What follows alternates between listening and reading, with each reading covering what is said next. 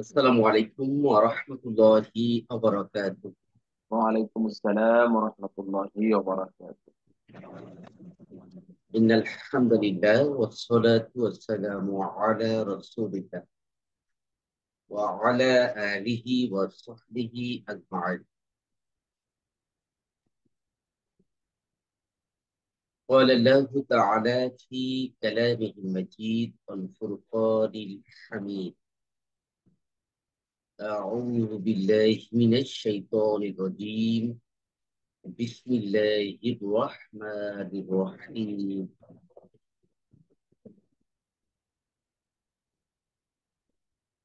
لقد كان لكم في رسول الله أسوة حسنة.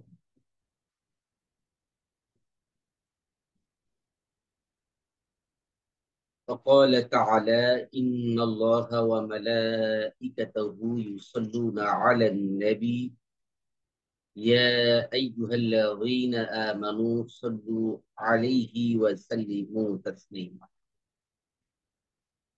اللهم صل على محمد وعلى آل محمد كما صليت على إبراهيم وعلى آل إبراهيم إنك حميد مجيد. اللهم بارك على محمد وعلى آل محمد كما باركت على إبراهيم وعلى آل إبراهيم إنك حميد مجيد. আল জামিয়াতুল ইসলামিয়া দারুল উলুম বাংলাদেশের উদ্যোগে আয়োজিত উচ্চতর ইসলামিক আইন ও ফতোয়া বিভাগের অনলাইন শাখার নিয়মিত দর্শে দেশ বা প্রবাস দূরবার নিকট থেকে যারাই সংযুক্ত হয়েছেন সকলকে জানাই অন্তরের অন্তঃস্থল থেকে হৃদয় নিংড়ানো ভালোবাসা মিশ্রিত সশ্রদ্ধ সালাম ও মোবারক। প্রশংসায় মস্তক অবনত করছি বিশ্বজাহানের শাহানশাহ রাজা ধীরাজ আল্লাহ সুবহানাহু ওয়া তাআলার দরবারে,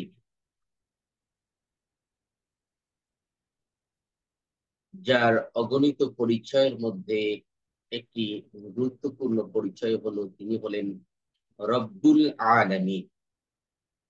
আমরা জানি আলামিন শব্দটি আলম শব্দের বহু বচন জমা। আলম বলতে বোঝায় একটি মাত্র জগৎ, অনলি দিস আর্থ, এই পৃথিবী। আর আলামিন মানে হলো জগৎ সমূহ। শুধুমাত্র বুধ, শুক্র, পৃথিবী, মঙ্গল, বৃহস্পতি, শনি, ইউরেনাস, নেপচুন নয়, বরং বিজ্ঞানীদের ধারণা মতে আমরা যে মিল্কি ওয়ে বা ছায়াপথে আছি, এখানে অন্তত 10,000 কোটি তারকা রয়েছে। 10,000 কোটি তারকার ভিতরে 5,000 কোটি তারকা রয়েছে এমন যা সূর্যের মতো, অর্থাৎ সূর্যকে কেন্দ্র করে যেমন আরো 8-9টি গ্রহ ঘুরছে, এমন 5,000 কোটি তারকা রয়েছে আমাদের মিল্কি ওয়েতে, যেই তারকাকে কেন্দ্র করে অগণিত গ্রহ ঘুরছে। তা 10,000 কোটি তারকা নিয়ে গঠিত একটি ছায়াপথ, এমন হাজার হাজার কোটি কোটি ছায়াপথ রয়েছে মহা আকাশে। আর কোরআন কারীমের বিভিন্ন বক্তব্য দ্বারা স্পষ্ট হয় যে যাবতীয় গ্রহ, নক্ষত্র, ছায়াপথ এগুলো প্রথম আসমানের নিচেই অবস্থিত। কেননা আল্লাহ তাআলা বলেছেন তিনি প্রথম আসমানকে তারকা দ্বারা সাজিয়েছেন। একটি ছায়াপথের কথা আমরা বলছিলাম, বিজ্ঞানীদের ধারণা মতে এমন হাজার হাজার কোটি কোটি ছায়াপথ রয়েছে মহাকাশে। মানে 10,000 কোটি তারকা নিয়ে গঠিত একটি ছায়াপথ, এমন হাজার হাজার কোটি কোটি ছায়াপথ রয়েছে মহাকাশে। এই হলো প্রথম আসমানের নিচের জগতের বিস্তৃতি। যদি প্রথম আসমানের নিচের জগতের বিস্তৃতি এত বেশি হতে পারে, না জানি সাত আসমান জুড়ে আল্লাহর সৃষ্টির পরিব্যাপ্তি কত বেশি। রব্বুল আলামিন হলেন তিনি, যিনি সেই জানা ও অজানা জগতের রব। আমরা সেই রবের দরবারে কৃতজ্ঞতায় প্রশংসায় মস্তক অবনত করেছি, যিনি পবিত্র জুমা বারে এই প্রত্যুষে আমাদেরকে ইফতা বিভাগের দর্শে সংযুক্ত হবার সুযোগ করে দিয়েছেন। আমরা পড়ছি ইয়া রব্বি লাকাল হামদু কামা ইয়ানবাগি লিজালালি ওয়াজহি ওয়া আযীমি সুলতান। শত সহস্র দুরূদ ও সালাম পেশ করছি মানবতার মহান শিক্ষক সৈয়দুল আম্বিয়া মুহাম্মদুর রাসূলুল্লাহ সাল্লাল্লাহু আলাইহি ওয়াসাল্লামের শানে, যার আগমন সম্পর্কে আল্লাহ তাআলা পবিত্র কোরআনে কারিমের ৩৩ নম্বর সূরা আহজাবের ২১ নম্বর আয়াতে কারিমায় ঘোষণা দিয়েছিলেন, লাকাদ কানা লাকুম ফি রাসূলিল্লাহি উসওয়াতুন হাসানাহ। তোমাদের জন্য রাসূলুল্লাহ সাল্লাল্লাহু আলাইহি ওয়াসাল্লামের জীবনে রয়েছে সর্বোত্তম আদর্শ, যার শ্রেষ্ঠত্বের বর্ণনা পৃথিবীর সকল ধর্মগ্রন্থে বর্ণিত হয়েছে। আজ থেকে প্রায় ৪,৫০০ বছর পূর্বে হিন্দুদের ধর্মগ্রন্থ, সেই ধর্মগ্রন্থেও আমরা পবিত্র কালিমার মধ্যে যে কথাগুলো বলি তার প্রতিধ্বনি করা হয়েছে। বলা হয়েছে, লাইলা হর্তি পাপম ইল্লা ইল্লা পরম পদম জন্ম বৈকুণ্ঠ পরিণতি জপি নাম মোহাম্মদ নাম। লাইলা হর্তি পাপম বোঝানো হয়েছে আল্লাহ ছাড়া কোনো ইলাহা নাই, এই কথাই হলো পাপ মুক্তির একমাত্র পথ। জন্ম বৈকুণ্ঠ অপরিণতি জপি নাম মোহাম্মদ নাম। আর বৈকুণ্ঠে জন্ম লাভের জন্য মুহাম্মদ সাল্লাল্লাহু আলাইহি ওয়াসাল্লামের নাম জপা তথা তার আদর্শের অনুসরণ ছাড়া অন্য কোনো পথ নেই। যজুর্বেদের মধ্যে বলা হয়েছে, আল্লাহ রসুল মুহাম্মদ রকম বরস্য আল্লাহ রসুল মুহাম্মদ সাল্লাল্লাহু আলাইহি ওয়াসাল্লাম হবেন তোমাদের নিকট পরম বড় নেতা। পৃথিবীর বহু অমুসলিম পণ্ডিত দ্ব্যর্থহীন কণ্ঠে নবী আলাইহিস সালামের শ্রেষ্ঠত্বের বর্ণনা ঘোষণা করেছে। বর্তমানে এই সময় আমরা গোটা বিশ্বে দাঙ্গা হাঙ্গামা রক্তপাত লেগে আছে দেখতে পাই। যে ধর্মের হোক, যে দলের হোক, যে মতের হোক, কেউ শান্তিতে নেই। শান্তি কোথায় পাওয়া যাবে, এই নিয়ে বিগত কয়েক শতাব্দী ধরে নানা রকম গবেষণা চলছে। আজ থেকে প্রায় 50 বছর পূর্বে এমন একটি গবেষণা করেছিলেন ইংল্যান্ডের বিখ্যাত পণ্ডিত জর্জ বার্নার্ড শো। নোবেল পুরস্কার প্রাপ্ত এই পণ্ডিত তিনি ঘোষণা দিয়েছিলেন যে আমি মানুষকে শান্তি দেওয়ার একটি পথ খুঁজে পেয়েছি। লোকেরা প্রশ্ন করলো, what is the way to gain the peace? সেই শান্তি লাভ করার ওয়েটা কি, পথটা কি? তিনি বলেছিলেন, I believe that if a man like prophet Muhammad সাল্লাল্লাহু আলাইহি ওয়াসাল্লাম, আমি দৃঢ়ভাবে বিশ্বাস করি একজন মানুষ যদি হয় মুহাম্মদ সাল্লাল্লাহু আলাইহি ওয়াসাল্লামের মতো, he would succeed in solving its problem, তিনি সক্ষম হবেন গোটা পৃথিবীর সমস্ত সমস্যার সমাধান করতে।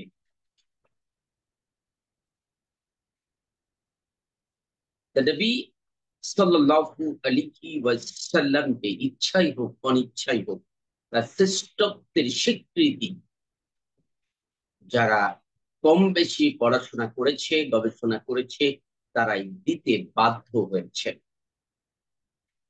নবী আলাইহিস সালামের সমালোচনা তো সেই করা দুঃসাহস করেছে যে আসলেই কিছু জানে না, কিংবা যারা জানার পরেও বিরোধিতাই যাদের লক্ষ্য, তারাই শুধুমাত্র সমালোচনা করার দুঃসাহস করেছে। আসুন আমরা আজকের এই দর্শের শুরুতে নবী সাল্লাল্লাহু আলাইহি ওয়াসাল্লামের প্রতি দুরূদ ও সালাম পেশ করে আমরা আমাদের দর্স শুরু করতে যাচ্ছি, যাকে আল্লাহ তাআলা এই পৃথিবীতে প্রেরণ করেছিলেন। যেমনটি 61 নম্বর সূরা সাফের 9 নম্বর আয়াতে কারিমায় আল্লাহ সুবহানাহু ওয়া তাআলা বলেছেন, হুয়াল্লাযী আরসালা রাসূলাহু বিল হুদা ওয়া দীনিল হাক্কি লিইয়ুযহিরাহু আলা দীনি কুল্লিহি ওয়ালাউ কারিহাল মুশরিকুন। তিনি আল্লাহ তার রাসূলকে সত্য দ্বীন এবং হেদায়েত সহকারে পাঠিয়েছেন অন্য সকল দ্বীনের উপরে, তার দ্বীনকে অর্থাৎ ইসলামকে বিজয়ী করার জন্য, যতই তা মুশরিকদের কাছে অসহনীয় লাগুক না কেন। সম্মানিত শিক্ষার্থীবৃন্দ, আজ আমরা যে মুহূর্তে দর্শে যুক্ত হয়েছি, আমরা জানি ফিলিস্তিনের উপরে নির্মম ভয়াবহ ইতিহাসের বর্বরচিত হামলা চলছে।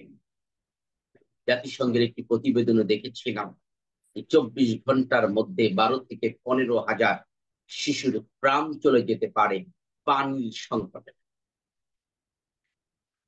এক ভয়াল বিপর্যয়, এক ভয়াল জুলুম তাদের উপরে নেমে এসেছে। আল্লাহ সুবহানাহু ওয়া তাআলার কাছে আমরা আরজি পেশ করছি, আল্লাহ তাআলা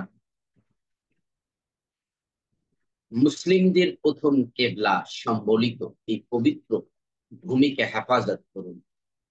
একই সাথে আমরা বাংলাদেশের জন্য দোয়া করছি, কারণ বাংলাদেশের ব্যাপারেও এক ভয়াল ষড়যন্ত্র দৃশ্যমান হচ্ছে। ভারত সহ পৃথিবী বিভিন্ন দেশের অভ্যন্তরীণ শত্রুদের নানা রকম তৎপরতা দৃশ্যমান হচ্ছে। আল্লাহ না করুন, হয়তো বিগত 16 বছরের পরে 2 সহস্রাধিক প্রাণে বিনিময়ে আল্লাহ তাআলা দ্বীন প্রচারের জন্য যে অনুকূল পরিবেশটি তৈরি করে দিয়েছেন, সেই পরিবেশটি আবারও প্রতিকূলতার দিকে চলে না যায়, আল্লাহ তাআলার কাছে দোয়া করছি এবং সজাগ দৃষ্টি কামনা করছি। আপনাদের আল্লাহ তাআলা আমাদেরকে হেফাজত করুন, দেশকে হেফাজত করুন, গোটা মুসলিম উম্মাহকে আল্লাহ তাআলা হেফাজত করুন, আমিন। যে আমরা গত সপ্তাহে আলোচনা শুরু করেছিলাম রাসূল করিম সাল্লাল্লাহু আলাইহি ওয়াসাল্লামের দাওয়াতের পদ্ধতি এবং তার উপাদান নিয়ে। আপনাদের স্মরণ থাকার কথা, নবী সাল্লাল্লাহু আলাইহি ওয়াসাল্লামের দাওয়াতকে 3টি দিক দিয়ে বিভক্ত করা যায়। প্রথমত দাওয়াত ও তাবলীগ, দ্বিতীয়ত ইকামতে দ্বীন, তৃতীয়ত আল আমরু বিল মারুফ ওয়ান নাহি আনিল মুনকার। দাওয়াত ও তাবলীগ বলতে অভিহিত করা হয়েছে নবী সাল্লাল্লাহু আলাইহি ওয়াসাল্লাম প্রকাশ্য ওহী লাভের পর থেকে হিজরতের আগ পর্যন্ত সময়কে, অর্থাৎ 610 খ্রিস্টাব্দ থেকে 622 খ্রিস্টাব্দ পর্যন্ত। ইকামতে দ্বীন বলতে বোঝানো হয়েছে 622 থেকে 632 খ্রিস্টাব্দ পর্যন্ত। আর আল আমরু বিল মারুফ ওয়ান নাহি আনিল মুনকার দ্বারা অভিহিত করা হয়েছে প্রকাশ্য নবুয়াত লাভের 23 বছরকে, অর্থাৎ 610 থেকে 632 পর্যন্ত, নবী সাল্লাল্লাহু আলাইহি ওয়াসাল্লামের ওফাতের আগ পর্যন্ত সমগ্র সময়কে। যদিও ব্যাপকতার ভিত্তিতে দাওয়াত ও তাবলীগ ও ইকামতে দ্বীন, আবার ইকামতে দ্বীন ও দাওয়াত ও তাবলীগ। যে আজকের পিডিএফটি দেওয়া আছে, গতকাল রাতেই দিয়ে রাখা আছে গ্রুপে, সংক্ষিপ্ত পিডিএফ। আর বিস্তারিত আলোচনা তো নির্ধারিত কিতাবে আছে, দাওয়াতি দ্বীনের ইতিহাস ও কর্মপন্থা। আপনারা অনেকেই কিতাবটি সংগ্রহ করেছেন, আশা রাখছি বাকিরাও সংগ্রহ করে নেবেন। কেননা আমরা আমাদের এই নির্ধারিত দর্শগুলোতে সব অধ্যায় নিয়ে আলোচনা করতে পারবো না, কিন্তু কিতাবে অনেকগুলো বিষয় রয়েছে। আপনাদের মৌখিক পরীক্ষার জন্য সব বিষয়গুলোই পড়তে হবে। আপনারা জানেন যে এই কায়দাতুদ দাওয়া ওয়া কানুনুল উকুবাত থেকে 100 মার্কসের মৌখিক পরীক্ষা আপনাদের বার্ষিক পরীক্ষার সময় দিতে হবে। সেহেতু এই কিতাবগুলোর প্রতিটি লাইন আপনাদেরকে ভালোভাবে পড়া দরকার আছে। আমরা শুধু চেষ্টা করছি মৌলিক জায়গাগুলো নিয়ে কথা বলার।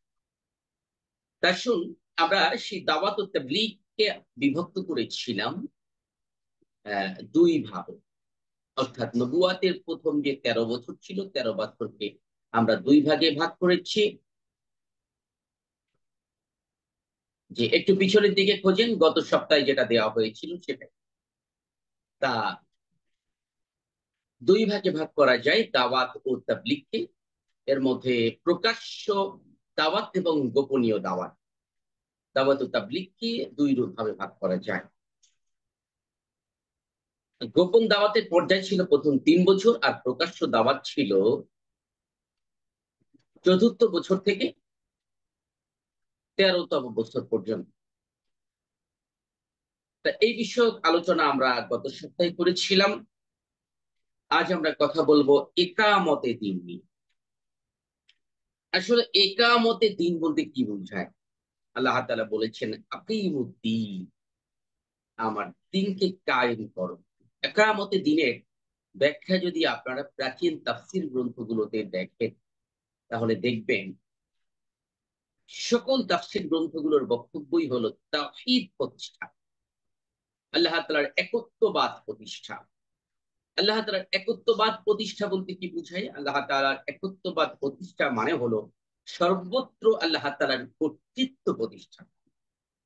আল্লাহর কর্তৃত্ব প্রতিষ্ঠার মানেই হলো শরিয়ার যথাযথ বাস্তবায়ন। তা সেই রাসূল করিম সাল্লাল্লাহু আলাইহি ওয়াসাল্লামের ইকামতে দ্বীন, যদিও তার দাওয়াতের গুরুত্বপূর্ণ পাঠ, বরং দাওয়াতের একটি চূড়ান্ত পর্যায় হচ্ছে ইকামতে দ্বীনের মধ্যে নিহিত। আমরা দাওয়াতের লক্ষ্য ও উদ্দেশ্যের মধ্যে পড়েছি যে দাওয়াতের প্রধানতম লক্ষ্যই হলো আল্লাহ তাআলার এই জমিনে তার শরিয়া কার্যকর, সর্বত্র আল্লাহ তাআলার কর্তৃত্ব প্রতিষ্ঠা করা। নবী সাল্লাল্লাহু আলাইহি ওয়াসাল্লাম 422 খ্রিস্টাব্দে মক্কা থেকে যখন মদিনায় হিজরত করতেন, হিজরতের ঘটনা আমাদের অজানা নয়। নিজ এলাকাকে যে তিনি ভালোবাসতেন, এটি নবী সাল্লাল্লাহু আলাইহি ওয়াসাল্লামের বিভিন্ন কথাবার্তা কার্যক্রম দ্বারা প্রকাশ করেন। তিনি যখন মক্কা থেকে মদিনায় যান, তখন বারবার এই মক্কা ভূমির দিকে তিনি তাকিয়েছিলেন। তার চক্ষু অশ্রু প্লাবিত হয়েছিল। তিনি ঠিক এভাবেই বলেছিলেন যে, হে আমার স্বদেশ, তুমি কত সুন্দর, আমি তোমাকে ভালোবাসি। আমার স্বজাতি যদি ষড়যন্ত্র না করতো, আমি তোমাকে ছেড়ে দিতাম। তাই এই এক ভয়াল ষড়যন্ত্রের মধ্যে দারুণ নদওয়া আতে সিদ্ধান্ত হয়ে গেল নবী সাল্লাল্লাহু আলাইহি ওয়াসাল্লামকে হত্যা করার ব্যাপারে। নাউযুবিল্লাহ। দারুণ নদওয়া বলা হয়, দারুণ নদওয়া বলতে বোঝায়, নদওয়ার এই দ্বার বলতে বোঝায় একটি মন্ত্রণা গৃহ, যেখানে যাবতীয় সিদ্ধান্ত নেওয়া হতো। কুসাই বিন কিলাবে ঘরকে আসলে দারুণ নদওয়া বলা হতো। সে কুরাইশদের একজন প্রাচীন মানে প্রবীণ পুরুষ ছিলেন, ঊর্ধ্বতন পুরুষ ছিলেন। কাব্যে মোহাম্মদ সাল্লাল্লাহু আলাইহি ওয়াসাল্লাম বইটি আপনারা অনেকেই সংগ্রহ করেছেন, দেখবেন সেখানে দারুন নদওয়া মানে কুসাই বিন কিলাবের সেই গৃহের ছবি দেওয়া আছে। প্রাচীন একটি কোথায় থাকতে পারে সে ব্যাপারে একটা মানচিত্রের মতো দেওয়া আছে, এবং ওই ঘটনাটি সবিস্তারে আলোচনা করছে। দেখুন, এই দারুন নদওয়ার সিদ্ধান্তের ফলশ্রুতিতে আল্লাহ তাআলা নির্দেশ দিলেন তার প্রিয় হাবিবকে মক্কা থেকে মদিনায় হিজরত করার জন্য। এর আগে আকাবার 3বার শপথে আমরা জেনেছি গত সপ্তাহে 94 জন ব্যক্তি মদিনা থেকে এসে ইসলাম কবুল করেছিলেন।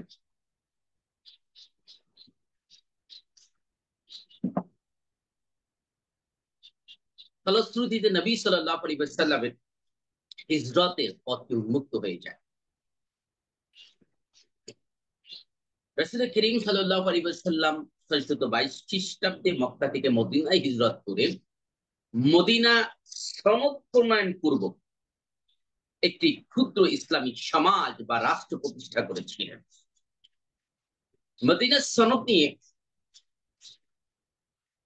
ঐতিহাসিকরা বেশি সুস্পষ্ট করেছেন গবেষণার মধ্য দিয়ে, কিন্তু স্বাভাবিকভাবে ইসলামের ইতিহাসে মদিনা সনদকে খুব আলাদা করে কোনো পাঠ করা হয় না, বরং এটাকে সহজ ভাষায় বলা যায় ইসলামী শরিয়ার আলোকে নবী আলাইহিস সালাম মদিনার রাষ্ট্র গড়ে তুলেছিলেন। কিন্তু বিভিন্ন ঐতিহাসিকরা, এর মধ্যে অনেক অমুসলিম ঐতিহাসিকও আছে, তারা ব্যাপকতার ভিত্তিতে গবেষণা করে উপস্থাপন করেছে যে মদিনা সনদকেই বলা হয় গ্রেট চার্টার বা চার্টার অফ মদিনা। এটা কি পৃথিবীর ইতিহাসে প্রথম লিখিত সনদ হিসেবে আখ্যায়িত করা হয়। যদিও পশ্চিমারা ম্যাগনা কার্টাকে পরবর্তীতে প্রথম লিখিত সনদ হিসেবে অভিহিত করেছে, ইসলামের সেই ইতিহাসকে তারা মানুষের মন থেকে দূরে সরিয়ে দেওয়ার জন্য। কিন্তু বস্তুত পৃথিবীর ইতিহাসে মদিনা সনদই হচ্ছে বিরাট সংখ্যক ইসলামিক ঐতিহাসিকদের বক্তব্য অনুযায়ী এটি হচ্ছে প্রথম লিখিত সংবিধান, প্রথম লিখিত সনদ। বাস্তবতায় মানবাধিকার নিয়ে আজ যেসব কথাবার্তা বলা হয়, জাতিসংঘের একটি ডিক্লারেশন আছে, human rights, universal human rights declaration 1948, মানে 1948 সালের মানবাধিকার এর একটি সার্বজনীন ঘোষণাপত্র আছে। সেখানে মানুষের অধিকার নিয়ে যা বলা হয়েছে এর অধিকাংশই আমরা মদিনা সনদ এবং নবী সাল্লাল্লাহু আলাইহি ওয়াসাল্লামের বিদায় হজের বক্তব্যের মধ্যে দেখতে পাই। সুতরাং আজ পৃথিবীতে মানবাধিকারের ধারক বাহক হিসেবে যারা পরিচিত, মানবাধিকারের ধুয়ো তুলে আজ যারা বিরাট বড় সমাজ সেবক সাজতে চায়, প্রকৃত অর্থে পৃথিবীতে মানুষের অধিকার করেছে ইসলাম। 1450 বছর পূর্বে ইসলামী মানবাধিকারের বাস্তব ঘোষণা গোটা বিশ্ব উপস্থাপন করেছিল, যখন নারীর কোনো অধিকার ছিল না, নারীর কোনো মর্যাদা ছিল না, নারীদেরকে জীবন্ত প্রথিত করা হতো। সেই সময় ইসলাম এসে ঘোষণা দিয়েছে মায়ের পদতলে জান্নাত। সেই সময় ইসলাম এসে ঘোষণা দিয়েছে যে ব্যক্তি 3টি কন্যা সন্তানকে প্রতিপালন করবে এবং যথার্থ তাদেরকে পাত্রস্থ করবে, ওই পিতা জান্নাত। সেই সময় ইসলাম এসে ঘোষণা করেছে তোমাদের মধ্যে ওই ব্যক্তি উত্তম যে নিজের স্ত্রীর নিকট। সম্মানিত শিক্ষার্থী বৃন্দ, এই যে 622 খ্রিস্টাব্দে মক্কা থেকে মদিনায় হিজরত করার মধ্য দিয়ে নবী সাল্লাল্লাহু আলাইহি ওয়াসাল্লাম কিছু মৌলিক নীতিমালার আলোকে মদিনা রাষ্ট্রটি গড়ে তুললেন।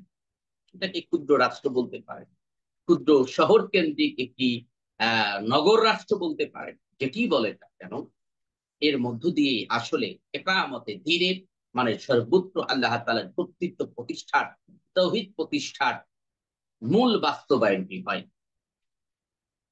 তবে এই মদিনা রাষ্ট্র প্রতিষ্ঠার আগে পরে সর্ব অবস্থায় অক্ষত ছিল দ্বীন প্রচারের ধারাবাহিকতা। সবসময় নবী সাল্লাল্লাহু আলাইহি ওয়াসাল্লাম দ্বীনের প্রসার এর জন্য নিবেদিত ছিলেন। মদিনায় পৌঁছা মাত্রই ইসলাম প্রচারের কাজ অতি দ্রুত ছড়িয়ে যায়, কেননা মক্কার তুলনায় মদিনার পরিবেশ ছিল অনুকূল।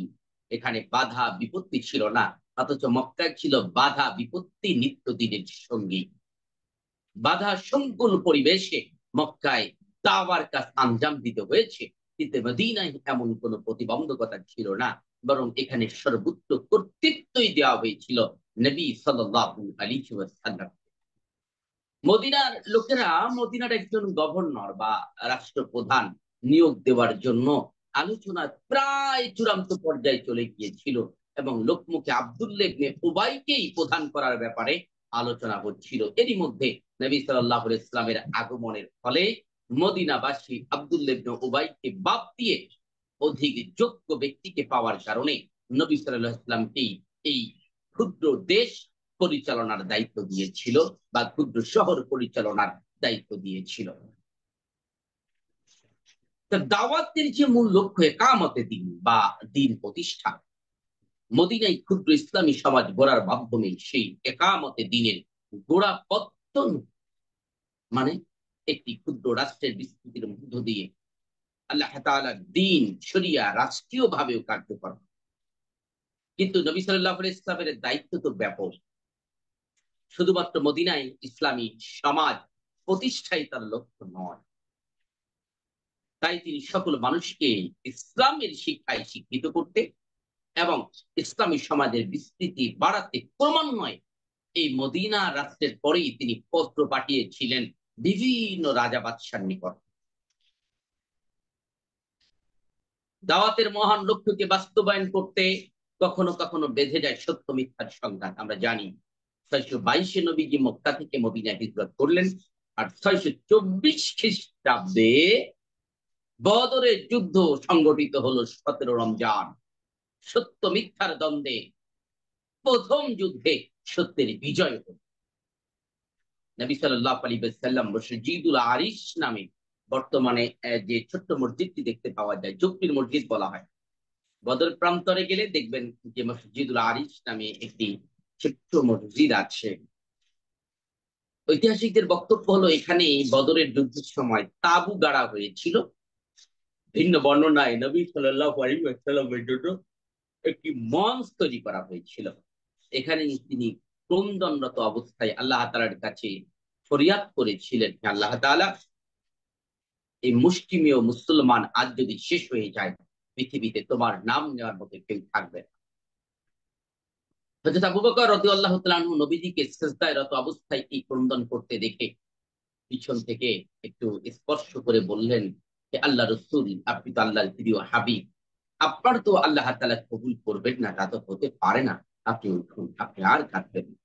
নবী সাল্লাল্লাহু আলাইহি ওয়াসাল্লাম উঠলেন, অর্থাৎ হাস্যোজ্জ্বল বদনে তিনি হযরত আবু বকর রাদিয়াল্লাহু তাআলা আনহুকে জানালেন সুসংবাদের কথা। আবু বকর, এইমাত্র জিবরাইল এসেছিল, খবর দিয়েছে 3000 ফেরেশতা জিবরাইলের সাথে এসে গিয়েছে, প্রয়োজনে আরো ফেরেশতা আল্লাহ তাআলা অবতীর্ণ করবেন। ওই দেখো রাশি রাশি কাতারে কাতারে ফেরেশতা আসমান থেকে নামছে।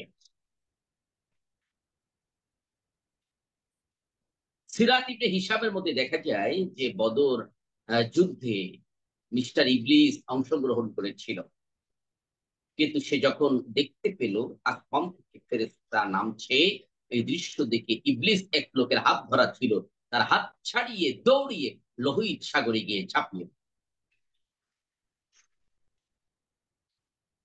তো এই যে বদর যুদ্ধ সংগঠিত হয়, এটি একটি ঐতিহাসিক ব্যতিক্রম ধর্মী যুদ্ধ। কেননা সন্তানকে যুদ্ধ করতে হয় পিতার বিরুদ্ধে, পিতাকে যুদ্ধ করতে হয় সন্তানের বিরুদ্ধে। কাফেরদের তুলনায় মুসলমানদের কাছে কোনো অস্ত্র ছিল না সেই অর্থে। নবী আলাইহিস সালাম এমন অবস্থার সম্মুখীন হলেন, সাহাবায়ে কেরাম রাদিয়াল্লাহু তাআলা আনহুমদের কারো তরবারি ভেঙে গেল, সবার কাছে তরবারি ছিল না। নবী সাল্লাল্লাহু আলাইহি ওয়াসাল্লাম খেজুর গাছের ডাল তাদের হাতে ধরিয়ে দিয়েছিলেন। সেই খেজুর গাছের ডাল হাতে নিয়ে সাহাবায়ে কেরাম রাদিয়াল্লাহু তাআলা আনহুম ঝাঁপিয়ে পড়েছিলেন কাফেরদের খোলা তরবারির সামনে। ইতিহাস বলে খেজুর গাছের ডালের আঘাতে তরবারি গুলো ভেঙে খান খান হয়ে গিয়েছে। তা এই বদর যুদ্ধ সংঘটিত হলো 624 খ্রিস্টাব্দে। তার পরের বছরই সংঘটিত হলো অহুদ যুদ্ধ, অর্থাৎ 625 খ্রিস্টাব্দে।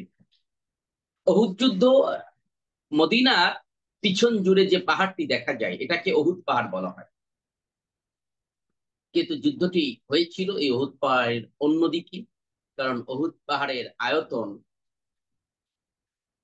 10 মাইলেরও বেশি আয়তন সম্পন্ন একটি পাহাড়। তা এই পাহাড়েরই একটি পাদদেশে অহুদ যুদ্ধ সংগঠিত হয়েছিল। আমরা অহুদ যুদ্ধের বাস্তবতা সেই ঘটনাটি জানি। তারপরে সংগঠিত হয়েছিল খন্দক যুদ্ধ, এরপরে মোতা, তাবুক সহ বেশ কয়েকটি যুদ্ধ সংগঠিত হয়। রাসূল সাল্লাল্লাহু আলাইহি ওয়াসাল্লামের নির্দেশে দাওয়াতি পত্র নিয়ে সাহাবায়ে কেরাম রাদিয়াল্লাহু তাআলা আনহুগণ পৌঁছে যান রোমের কায়সার ইরানের খসরু, ইথিওপিয়ার নাজ্জাশী, মিশরের মকুকস, আম্মানের জাফর, ইয়ামামার হাওজা, বাহরাইনের মামজারের নিকটে। এরা সকলেই এই স্ব স্ব দেশের রাষ্ট্রপ্রধান ছিল, বাদশাহ ছিল। তাদের কাছে পত্র পৌঁছে যায়। 630 খ্রিস্টাব্দে মক্কা বিজয়ের ফলে বিশ্ব জয়ের দ্বার উন্মুক্ত। বস্তুত দাওয়াতের ক্ষেত্রে পত্র বিনিময় এটি অধিক তাৎপর্যবহ একটি ব্যাপার। আমরা তো আসলে কারো ব্যাপারে কথাবার্তা থাকলে মাহফিলের মঞ্চে ঝেড়ে দিই, ওপেন বক্তব্য দিয়ে দিই। এতে কি হয়? আমাদের পরস্পর প্রতিহিংসা বাড়ে, শত্রুতা বাড়ে।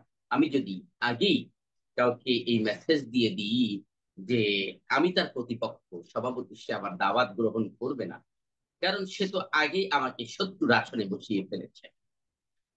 বরং দাওয়াত দেওয়ার ক্ষেত্রে একটি গুরুত্বপূর্ণ হেকমা হলো, আমি সর্বপ্রথম মনে মনে চিহ্নিত করব কে আমার শত্রু।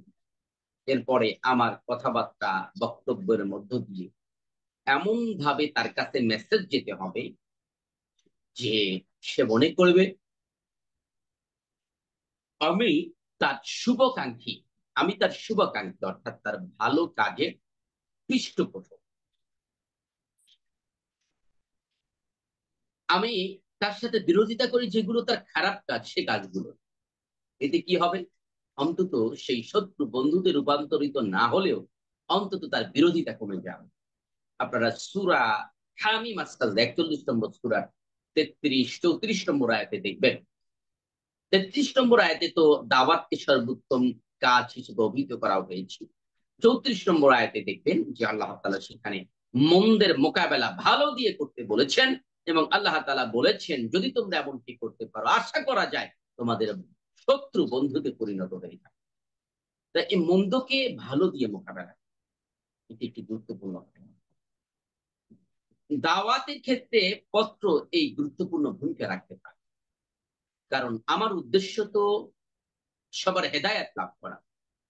আমি আগেই তার বিরুদ্ধে যদি কথাবার্তা বলি, এর মধ্য দিয়ে তার হেদায়াত লাভ করার পথ সংকুচিত হয়ে যেতে পারে। বরং আমি যখন চাচ্ছি যে অমুকের অমুক হেদায়েত লাভ করি, সে ঠিক পথে নেই, তার আকীদা সহি নয়, ইত্যাদি ইত্যাদি, তখন আমি কি করতে পারি? আমি প্রথমত তার বিরুদ্ধে প্রকাশ্যে বলার আগে আমি সুযোগ থাকলে তার সাথে দেখা করে কথা বলতে পারি। যদি দেখা করার সুযোগ না থাকে তাহলে আমি তার কাছে পত্র পাঠাতে পারি। সেই পত্রে আমি দালিলিক ভাবে উপস্থাপন করতে পারি যে আমি আপনার একদিন শুভাকাঙ্ক্ষী, একান্ত কাজ শেখা, আমি আপনার এই এই কাজগুলোকে ভালোবাসি।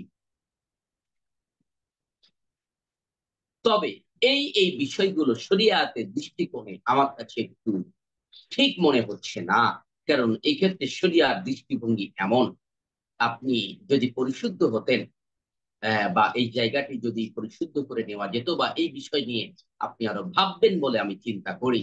এভাবে নানা ভাষায় নানা ভঙ্গিমায় পত্র পাঠানো যায়। এটি সর্বোচ্চ ব্যক্তি থেকে শুরু করে সর্বনিম্ন ব্যক্তির কাছে পত্র পাঠালে এর মধ্য দিয়ে একটি মহব্বত, ভালোবাসা তৈরি হয়, যে 1000 বার মোবাইল করেও তৈরি করা সম্ভব নয়। 1000 বার তার বিরুদ্ধে বক্তব্য দিয়েও তাকে পরিশুদ্ধ করা সম্ভব নয়। এভাবে বারংবার চেষ্টার পরেই যখন দেখলাম সে কি করছে না, তখন দায়িত্ব কি? তখন হচ্ছে আমাদের মুরব্বী যারা আছেন তাদের সাথে বিষয়গুলো নিয়ে আলোচনা করা, তারা চেষ্টা করবে সংশোধন করা। এরপরে যদি সংশোধন না হয়, এটি মুসলিম যারা নিজেদেরকে মুসলিম পরিচয় দেয় তাদের ক্ষেত্রে বলছি, এরপরেও যদি সংশোধন না হয় তাহলেই আমরা তার এই খারাপ কাজ সম্পর্কে মানুষের সামনে উপস্থাপন করতে পারি। সেক্ষেত্রেও প্রথমত উচিত হবে নাম ছাড়া বলা। কারো আকীদায় সমস্যা থাকলে সমস্যাগুলো নিয়ে আলোচনা। আমি বলে থাকি মানুষকে কোরআন সুন্নাহের আয়নায় দাঁড় করিয়ে দিতে হবে। আয়নায় যদি কেউ দাঁড়ায়, সে নিজেই নিজের চরিত্র, নিজের চেহারা বুঝতে পারে। তদ্রুপ ভাবে আমরা যদি কোরআন সুন্নাহের আয়নায় দাঁড় করিয়ে দিতে পারি, তাহলে মানুষ বুঝতে পারবে যে কোন কাজটি ঠিক, কোনটি ঠিক নয়, কোন চরিত্র আবু জেহেলের, কোন চরিত্র আব্দুল্লাহ ইবনে উবাই, আর কোন চরিত্র সিদ্দিক আকবর, আবু বকর রাদিয়াল্লাহু তাআলা। তা আমরা এই ফার্স্ট স্টেজ গুলো ফলো করতে পারি, এরপরেও যদি সম্ভব না হয়, ঠেকানো না যায়, এবং আহ, সেই আহ খারাপ দিকগুলো বারংবার প্রকাশিত হতে থাকে এবং সে বিষয়কে আঁকড়ে ধরেই সে আগাতে থাকে, তখন জাতিকে সতর্ক করার জন্য তার নাম উল্লেখ করা যেতে। এই ধারাবাহিকতা বজায়ের মধ্য দিয়ে ফায়দা অনেক বেশি। আসুন, কথা বলছিলাম, নবী সাল্লাল্লাহু আলাইহি ওয়াসাল্লাম পৃথিবীর বিভিন্ন রাজা বাদশার নিকটে পত্র পাঠালেন এবং 630 খ্রিস্টাব্দে 10,000 সাহাবার বিশাল বাহিনী নিয়ে মক্কা বিজয় হয়। এর মধ্য দিয়ে আসলে বিশ্ব বিজয়ের দ্বার উন্মুক্ত হয়। যে মক্কা থেকে তিনি 10 বছর আগে, 8 বছর আগে, দুঃখিত, 8 বছর আগে যে মক্কা থেকে তিনি চলে আসতে বাধ্য হয়েছিলেন, সেই মক্কা বিজিত হয়।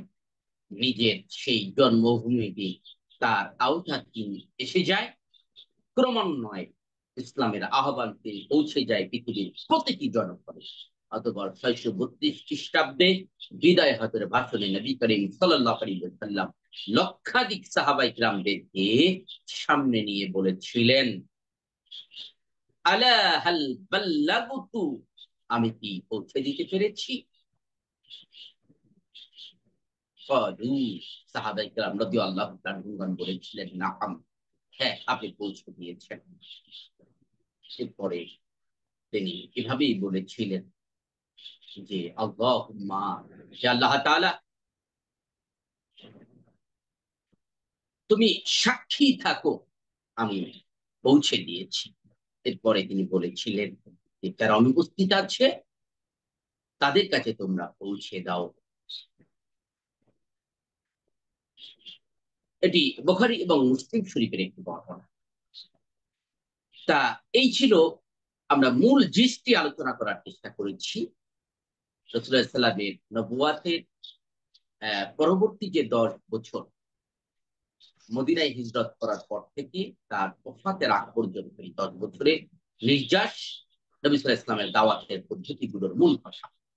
এবার আসুন, এই সমগ্র 23 বছরের জিন্দেগি ধরে তিনি যে হক কথার নির্দেশ এবং অসৎ কাজে বাধা প্রদানের কার্যক্রম আঞ্জাম দিয়েছিলেন, তার মূল দৃষ্টি কি, এবং সে হক কথার নির্দেশ অসৎ কাজে বাধার ক্ষেত্রে নবুয়াতের প্রথম 13 বছর মাক্কি জীবনের থিওরিটা কি ছিল, পদ্ধতিটা কি ছিল, আর মাদানী জীবনের পদ্ধতি কি ছিল, সে বিষয়ে সংক্ষিপ্ত আকারে কিছু কথা বলা যাক। নবী সাল্লাল্লাহু আলাইহি ওয়াসাল্লামের সমগ্র দাওয়াতি কাজকে যদি আমরা পর্যালোচনা করি, তাহলে দুটি দিক দেখতে পাই। একটি হলো সৎ কাজের নির্দেশ, আরেকটি হচ্ছে অসৎ কাজে বাধা দান। সৎ কাজের নির্দেশ, আরেকটি হচ্ছে অসৎ কাজে বাধা দান। নবী করিম সাল্লাল্লাহু আলাইহি ওয়াসাল্লাম মাক্কি জীবনের 13 বছরে সব সময় মানুষকে সৎ কাজের নির্দেশ দিয়েছেন। সকল প্রকার অন্যায়, অশ্লীল তথা গর্হিত কাজ থেকে মানুষকে ফেরাতে প্রচেষ্টা চালিয়েছেন। আর মাদানী জীবনে এটি রাষ্ট্রীয় বিধান থাকায়, রাষ্ট্রীয় বিধান হিসেবে প্রতিষ্ঠিত থাকায়, তখন প্রতিটি মুসলমানের জন্য সৎ কাজ তথা মৌলিক ইবাদত সমূহ পালন করা ছিল বাধ্যতামূলক। কি পার্থক্য বুঝলাম? এখানে একটা প্রশ্ন আছে, নবী সাল্লাল্লাহু আলাইহি ওয়াসাল্লামের মাক্কি এবং মাদানী জীবনের দাওয়াতের পার্থক্য কি? সে পার্থক্যের ক্ষেত্রে আমরা যে বিষয়টি বললাম যে, মাক্কি জীবনে নবী সাল্লাল্লাহু আলাইহি ওয়াসাল্লাম সকলকে অনুরোধ করেছেন সৎ পথে চলতে, অসৎ কাজ থেকে দূরে থাকতে। কিন্তু মাদানী জীবনে শুধু বলেছেন, এখানে সীমাবদ্ধ নয়, বরং রাষ্ট্রীয়ভাবে ইসলামী শরিয়া কার্যকর থাকার কারণে তখন ইসলামের মৌলিক ইবাদত সমূহগুলো পালন করা এটি বাধ্যতামূলক ছিল মুসলিমদের উপরে, এবং অসৎ কাজের পরিশ্রম অনুযায়ী শাস্তির বিধান প্রবর্তিত ছিল সবার জন্য।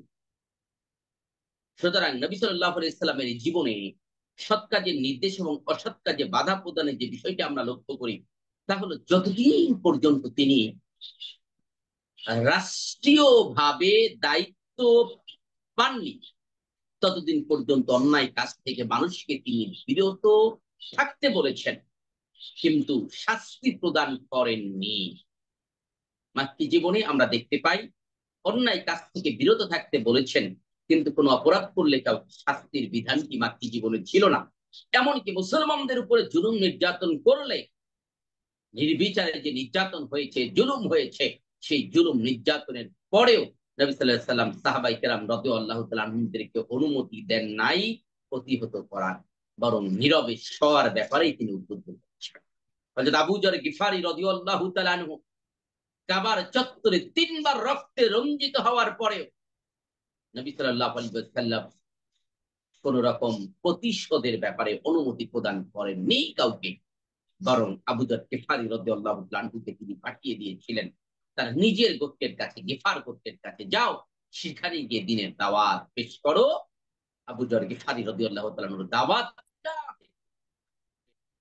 মদিনা হিজরত করার পরে তারা নবী সাল্লাল্লাহু আলাইহি ওয়াসাল্লামের কাছে হাজির হয়েছে।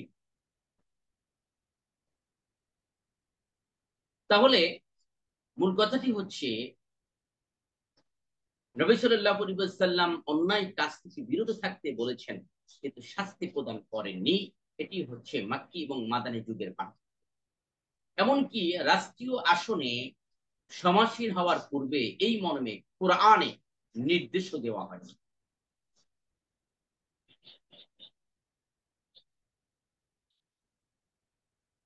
কোরআনে নির্দেশ দেওয়া হয়নি, ওহি আসেনি, বিধায়িত করেননি। যেমন মক্কা বিজয়ের পূর্ব পর্যন্ত পবিত্র কাবায় 360টি মূর্তি ছিল, কিন্তু যখন মক্কা বিজিত হলো তখন নবী সাল্লাল্লাহু আলাইহি ওয়াসাল্লাম সে মূর্তি ভেঙে ফেলার নির্দেশ দেন।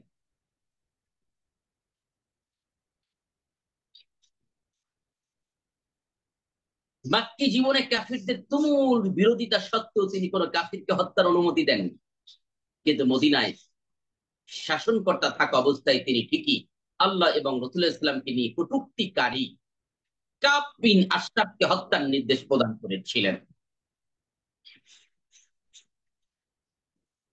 মাক্কি জীবনে জেনা, চুরি, মদ্যপান কিংবা হত্যার কোনো শাস্তি প্রবর্তন করা হয়নি, কিন্তু মাদানী জীবনে এসব অপরাধের শাস্তি ছিল পরিপূর্ণ কার্যকর। সুযোগ সন্ধানী কিংবা ইসলামের অপব্যাখ্যাকারীরা কেউ কেউ হয়তো বলতে পারে যে মাক্কি জীবনে নবী আলাইহিস সালামের আসলে এটা করার কোনো সুযোগ ছিল না। আমরা বলবো ব্যাপারটা এমন নয়। যে সাহাবা ইকরাম রাদিয়াল্লাহু তাআলা আনহুমগণ নিজের জীবন থেকে নবী সাল্লাল্লাহু আলাইহি ওয়াসাল্লামকে বেশি ভালোবাসতেন, যে ওমর ইবনুল খাত্তাব রাদিয়াল্লাহু তাআলা আনহু ইসলাম কবুল করলেন, নবী সাল্লাল্লাহু আলাইহি ওয়াসাল্লামের মাথা নিতে সে নিজেই ইসলামের জন্য নিবেদিত হয়ে গেলেন, সেই ওমরকে যদি রাসূল করিম সাল্লাল্লাহু আলাইহি ওয়াসাল্লাম বলতেন যে ওমর, যে আবু জেহেল তোমাকে পাঠালো আমার মাথা নিতে, যাও সে আবু জেহেলের মাথা নিয়ে এসো, এটি হযরত ওমর ফারুক রাদিয়াল্লাহু তাআলা আনহুর জন্য মোটেও কঠিন হবার কথা ছিল। হযরত হামজা রাদিয়াল্লাহু তাআলা আনহু যিনি ইসলাম গ্রহণ করার পূর্বেই আবু জেহেলের মাথা ফাটিয়ে দিয়েছিলেন ধনুকের অগ্রভাগ দিয়ে, সে হামজা রাদিয়াল্লাহু তাআলা আনহুকে নবীজি যদি বলতেন যান চাচা আবু জেহেলের কে প্রতিহত করুন, তার জন্য মোটেও কঠিন ছিল না। হযরত আবু যর গিফারি রাদিয়াল্লাহু তাআলা আনহুর মতো এত বড় দুঃসাহসী একজন পালোয়ান, তাকে যদি নবীজি অনুমতি দিতেন কাফেরদের প্রতিহত করার, এটি তার জন্য কঠিন ছিল না। কিন্তু নবী সাল্লাল্লাহু আলাইহি ওয়াসাল্লাম তার মাক্কি জীবনে এই ব্যাপারে অনুমতি দেন নাই।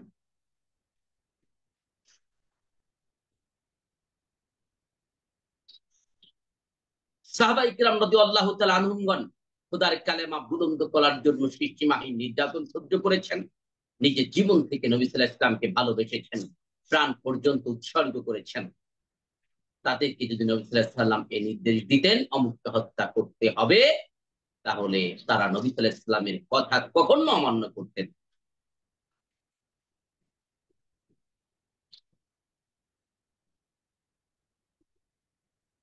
আসুন, আসলে নবী সাল্লাল্লাহু আলাইহি ওয়াসাল্লামের এক মহান সুদূর প্রসারী পরিকল্পনা ছিল। সুদূর প্রসারী পরিকল্পনা বাস্তবায়নের জন্যই নবী সাল্লাল্লাহু আলাইহি ওয়াসাল্লাম এমন অনুমতি দেন নাই। যতদিন পর্যন্ত রাষ্ট্রীয় শক্তি নিজ হস্তে আসেনি ততদিন পর্যন্ত তিনি এ ধরনের কাজের অনুমতি প্রদান করেননি, বরং তিনি এক্ষেত্রে সহনীয় মনোভাব প্রকাশের মাধ্যমে গোটা উম্মাতের জন্য এ ধরনের শিক্ষা রেখে গিয়েছেন যে অধিকাংশ মানুষকে আল্লাহর দাসত্ব গ্রহণের মাধ্যমেই রাষ্ট্রের মাঝে খোদার বিধান কার্যকর করতে হবে। এই কারণে ইসলামী শরিয়া কার্যকর, আপনাদের সাথে করণ লুকুবাতে আলোচনা হবে যে আপনারা তুলনামূলক দণ্ডবিধি ইসলামিক শরিয়া প্রচলিত আইন বইটি যারা সংগ্রহ করেছেন দেখতে পারেন যে ইসলামী শরিয়ার বিধানগুলো কার্যকর করার জন্য ইসলামিক আইন প্রতিষ্ঠা, ইসলামিক আদালত প্রতিষ্ঠা, ইসলামিক বিচারক নিয়োগ দেওয়া এটি একটি গুরুত্বপূর্ণ শর্ত। এর আগ পর্যন্ত শরিয়া কার্যকর করার উদ্যোগ রাষ্ট্র ছাড়া কোনো ব্যক্তি কোনো দল নিতে পারে না। এটি নবী আলাইহিস সালামের জীবনের শিক্ষা যে এই জাতীয় বিভিন্ন অপরাধের শাস্তির বিধান কার্যকর করতে পারবে শুধুমাত্র রাষ্ট্র।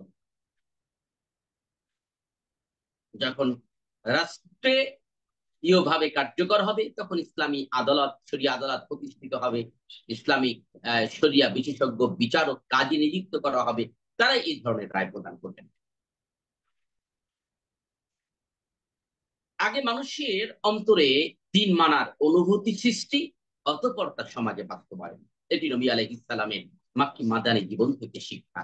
আগে মানুষের হৃদয়ে অনুভূতি তৈরি করতে হবে ইসলাম মানার ব্যাপারে, তারপরে তার বাস্তবায়ন। আর ইসলামী সমাজ বা রাষ্ট্রীয় ব্যবস্থায় যখন কেউ অন্যায় বা অপকর্মের মাধ্যমে ফাটল ধরাতে চেষ্টা করবে, ইসলামী সমাজে ইসলামী রাষ্ট্রীয় ব্যবস্থায় যদি এমন কাজ কেউ করার চেষ্টা করে তখন তাকে সিদ্ধ হস্তে দমন করতে হবে। ইসলামী শরিয়াত উগ্রবাদকে যেমন সমর্থন করে না, তদ্রূপ ভাবে ইসলাম নিয়ে কটাক্ষকারী কিংবা বিদ্রুপাত্মক আচরণের মাধ্যমে সমাজের শৃঙ্খলা ভঙ্গকারীদেরকেও কোন প্রকার ছাড় প্রদান করে না। এক কথায় বলা যায় মাক্কি জীবনের 13টি বছর ছিল সকল অন্যায়কে ঘেরানা করা পূর্বক মৌখিকভাবে তা থেকে মানুষকে ফিরিয়ে এনে দিনে প্রত্যাবর্তন করানো। আর মাদানী জীবনে শুধু কোনো অপরাধকে ঘৃণা কিংবা মৌখিকভাবে নিষেধই বিদ্যমান ছিল না, বরং অপরাধের শাস্তির বিধানও কার্যকর ছিল। বস্তুত কোরআন ও হাদিসের অসংখ্য স্থানে এই সৎ কাজের নির্দেশ এবং অসৎ কাজে বাধা প্রদানের নির্দেশ প্রদান করা হয়েছে। এবং শ্রেষ্ঠ উম্মত হিসেবে আমাদেরকে ঘোষণা করে আল্লাহ তাআলা দুটি কাজের কথাই বলেছেন কোরআনে কারিমের 3 নম্বর সূরা সূরা আলে ইমরানের 110 নম্বর আয়াতে। আল্লাহ তাআলা বলছেন কুনতুম খায়রা উম্মাতিন উখরিজাত লিন-নাসি তা'মুরুনা বিল মা'রুফ ওয়া তানহাউনা আনিল মুনকার। তোমরাই হচ্ছে উত্তম জাতি, তোমাদের জন্য সমগ্র মানব জাতির কল্যাণে তোমাদেরকে বের করা হয়েছে। কাজ হলো দুইটা, তা'মুরুনা বিল মা'রুফ, তোমরা হক কথার নির্দেশ করবে, ওয়া তানহাউনা আনিল মুনকার, অসৎ কাজে বাধা প্রদান করবে। সুতরাং শ্রেষ্ঠ উম্মত হওয়া কিংবা দাওয়াতের প্রধান শর্তই হলো দুটি। কি? একটি হচ্ছে মানুষকে হক কথার নির্দেশ দেওয়া, আর একটা অসৎ কাজে বাধা প্রদান করা। এই দুটি কাজের একটি যদি দাওয়াতের মধ্যে অনুপস্থিত থাকে তাহলে বোঝা যাবে নিঃসন্দেহে তা পূর্ণাঙ্গ এবং খাঁটি দাওয়াত হতে পারে না। হক কথার নির্দেশও থাকবে, অসৎ কাজে বাধা প্রদানও থাকবে। আমর এবং নাহির সংজ্ঞা তো আপনাদের কাছে স্পষ্ট। আমর তো তা নিজেকে বড় মনে করে কাউকে কোনো নির্দেশ প্রদান করা, নাহি তো তা নিজেকে বড় মনে করে কাউকে নিষেধ করা। আল্লাহ তাআলার এখানে নিজে বড় বলতে নিজের কথাকে গুরুত্বপূর্ণ মনে করা। আল্লাহ তাআলার নির্দেশ হলো হক কথার নির্দেশ, সুতরাং এই নির্দেশগুলো তো অবশ্যই বড়। সেই নির্দেশকে নিজেকে বড় মনে করার সাথে আরবি ব্যাকরণে অভিহিত করার একটি মৌলিক কারণ হলো যে আসলে নিজেকে এই আমর তো সেই করতে পারে যে অন্যদের থেকে বড়, নিষেধ তো সেই করতে পারে সাধারণত যে অন্যদের থেকে বড় হয়, পাওয়ারফুল হয়। সে দৃষ্টিকোণ নিয়ে এই আল্লাহ তাআলার এই নির্দেশনা এটি তো সর্বোচ্চ। সে আল্লাহর নির্দেশ পালনের জন্য মানুষকে অর্ডার করা, আল্লাহর নির্দেশ, আল্লাহর নিষিদ্ধ বিষয় থেকে দূরে থাকার জন্য মানুষকে নির্দেশ প্রদান করা, এটি দাওয়াতের অন্যতম একটি গুরুত্বপূর্ণ শর্ত। নবী করিম সাল্লাল্লাহু আলাইহি ওয়াসাল্লাম তার মাক্কি কিংবা মাদানী জীবনে কখনোই এই দুটি কাজের একটিকে বাদ দেন না। কিন্তু অত্যন্ত দুঃখ পরিতাপের বিষয় এই যে আমর বিল মারুফ এবং নাহি আনিল মুনকারকে আদায় করে দিনের দাওয়াত প্রদান করছে এমন মুসলমান আজ আমাদের সমাজে খুঁজে পাওয়া দুঃসাধ্য হয়ে দাঁড়িয়েছে।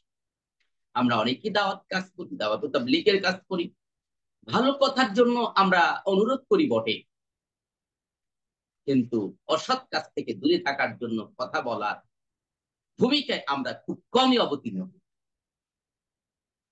অথচ হযরত হুযায়ফা রাদিয়াল্লাহু তাআলা আনহু থেকে বর্ণিত হাদিসে নবী সাল্লাল্লাহু আলাইহি ওয়াসাল্লাম বলেছেন, তিরমিজি শরীফের 2169 নম্বর হাদিস, নবী আলাইহিস সালাম বলেছেন যে ওয়াল্লাযী নাফসি বিয়াদিহি,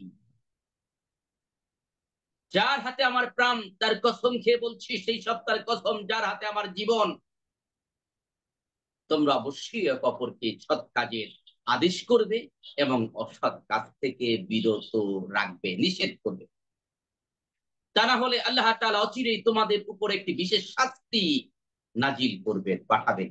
তখন তোমরা তাকে ডাকবে, অথচ তিনি তোমাদের ডাকে ছাড়া দিবেন না। সুম্মা তাদউনাহু ফালা ইউস্তাজাবু লাকুম, তোমরা আল্লাহ তাআলাকে ডাকবে কিন্তু তিনি তোমার ডাকে সাড়া দেবেন না। অর্থাৎ যদি এই হক কথার নির্দেশ, অসৎ কাজে বাধা প্রদানকে অব্যাহত না থাকে, তাহলে একটা সময় আসবে তোমাদের উপরে জুলুম নির্যাতন শুরু হবে, বিশেষ শাস্তি শুরু হবে তোমাদের উপরে। কিন্তু আল্লাহ তাআলার কাছে তোমরা যত দোয়া করবে, আল্লাহ তোমাদের দোয়া কবুল করবেন না। তখনই তোমাদের মন থেকে এই কথাটি আসবে যে এত ডাকি, তারপরও আল্লাহ তাআলা কেন সাড়া দিচ্ছেন না। বস্তুত যথাসময়ে যথার্থ কাজ না করলে, অসময়ে করলে তার যথার্থ ফলাফল পাওয়া যায় না। সূরা তওবার ৩৯ নম্বর আয়াতটি আমি স্মরণ করিয়ে দিতে চাই। আল্লাহ তাআলা বলেছেন, ইল্লা তানফিরু يعذبكم عذابا أليما ويستبدل قوما غيركم ولا تضره شيئا والله على كل شيء قدير। যদি তোমরা দিনের জন্য বাহির না হও, কঠিন আযাব তোমাদেরকে পাকড়াও করতে হয়। ইস্তাবদিলু কওমান গায়রাকুম, তোমাদের স্তরে অপর কোন জাতিকে প্রতিষ্ঠিত করে দেওয়া হবে। ওয়ালা তাদুররুহু শাইয়া, তোমরা আল্লাহ তাআলার কোনো ক্ষতি করতে পারবে না, নিশ্চয়ই তিনি সর্ববিষয়ে সর্বশক্তিমান। এই আয়াতে কারিমার ব্যাখ্যা বিশ্লেষণ অনেক ব্যাপক। সেটি এটি যদি আমরা দেশীয় ভাবে চিন্তা করি, দিনের জন্য বাহির না হলে, তাহলে আল্লাহ তাআলা আখিরাতে তো শাস্তি দেবেনই, কিন্তু দুনিয়ার জীবনে আর একটা শাস্তি, ওয়াইয়াস্তাবদিল কওমান গায়রাকুম, তোমাদের স্তরে অপর কোন জাতিকে আমি আল্লাহ তাআলা প্রতিষ্ঠা করে দেব। এই জায়গা দিয়ে আমরা যদি ব্যাপকতার ভিত্তিতে চিন্তা করি, দেশের ক্ষেত্রে চিন্তা করলে এর ব্যাখ্যা হলো, যদি বাংলাদেশের মানুষেরা দাওয়াত তাবলীগের এই কাজে যথার্থ ভূমিকা না রাখে, তাহলে বাস্তবতা কি হবে? ভারতকে ভারতকে যেভাবে কাশ্মীরের উপর চাপিয়ে দেওয়া হয়েছে, মিয়ানমারকে যেভাবে রোহিঙ্গাদের উপর চাপিয়ে দেওয়া হয়েছে, আমেরিকাকে যেভাবে ইরাকের উপর চাপিয়ে দেওয়া হয়েছে, ফিলিস্তিনের উপরে যেভাবে ইসরায়েলকে চাপিয়ে দেওয়া হয়েছে, সেভাবে আমাদের উপরেও ভারত বা আমেরিকাকে চাপিয়ে দেওয়া হবে। যদি এটা আমরা দেশের অভ্যন্তরে চিন্তা করি, এর অর্থ দাঁড়াবে যে এদেশে যারা ইসলামপন্থী আছে তাদের উপরে ইসলাম বিরোধীদের চাপিয়ে দেওয়া হবে, যা বিগত 16 বছর ধরে আমরা দেখছি।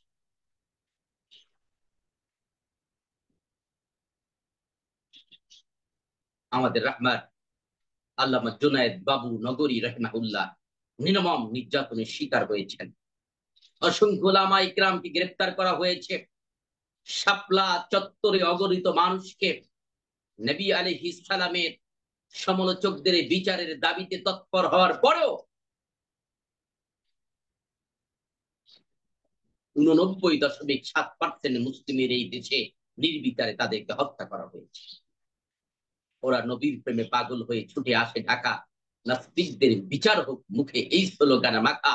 রাতের আধারে শাপলা চত্বরে তাসবিহ পাঠে রত, কেউ বা আবার যায় না মাঝে রাত করছে গত। হঠাৎ করে নেভে আলো, গভীর নিশার মাজার, চারিদিকে গুলাগুলি আর অস্ত্রের ঝংকার। কি অপরাধ ছিল ওদের এখন নবীর প্রেমে লড়া, নবীর প্রেমে পাগল হয়ে বিচার দাবি করা। ওমা নাকামু মিনহুম ইল্লা আইয়ুমিনু বিল্লাহিল আজিজিল হামিদ। সূরা বুরুজের ৮ নম্বর আয়াত আল্লাহ তাআলা বলছেন, এছাড়া ওদের আর কোনো অপরাধ ছিল না, ওরা এক মহাপরাক্রমশালী আল্লাহর প্রতি মান এনেছিল। তা বাস্তবতা হলো, দেশে যারা আলেম ওলামা আছে, ইসলামপন্থী আছে, ইসলামী দলগুলো আছে, তারা যদি দাওয়াতের কাজ যথার্থভাবে আঞ্জাম না দেয়, তাহলে দেশের মধ্যেই ইসলাম বিরোধী শক্তিদেরকে মাথার উপরে চাপিয়ে দেওয়া হবে, যেটি আমরা দেখেছি বিগত সময়। যদি এই দাওয়াত ও তাবলীগের কাজ